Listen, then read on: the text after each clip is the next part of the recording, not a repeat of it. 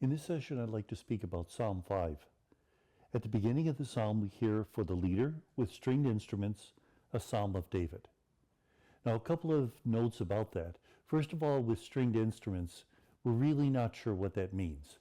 We do know that lyres were used at the time of King David and shortly after, but we don't know if that's what is intended by this instruction.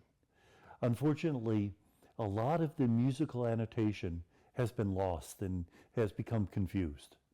The other thing is this is a psalm of David. Remember, when it says of David, it could also be translated as to David, dedicated to him.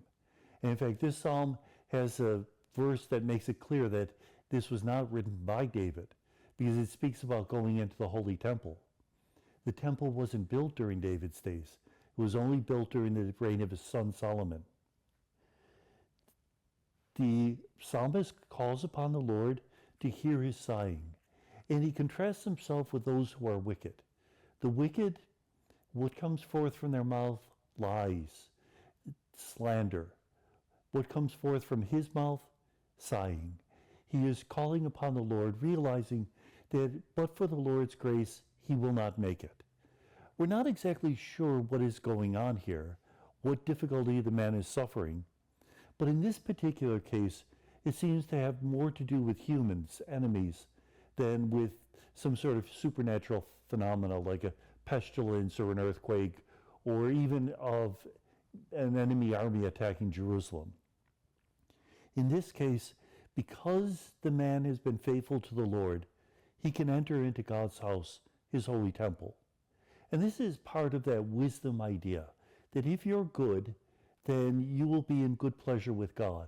If you're evil, then God will sort out the secrets of your heart, and you'll be punished according to your own devices.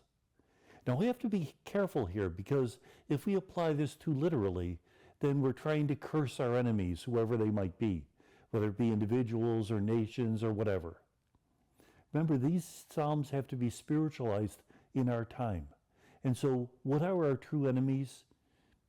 Sinfulness, selfishness, loneliness, those things which keep us from surrendering our hearts to the Lord. The evil will be punished, whereas the good will be glad and exult forever. That, as typical of many of the Lamentations, this one ends with a song of praise, recognizing that God certainly will intervene, that the psalmist can trust in God because he is the only one who is faithful in all his words. Unlike the evil, whose every word is a lie, God's word is just. God's promise is eternal.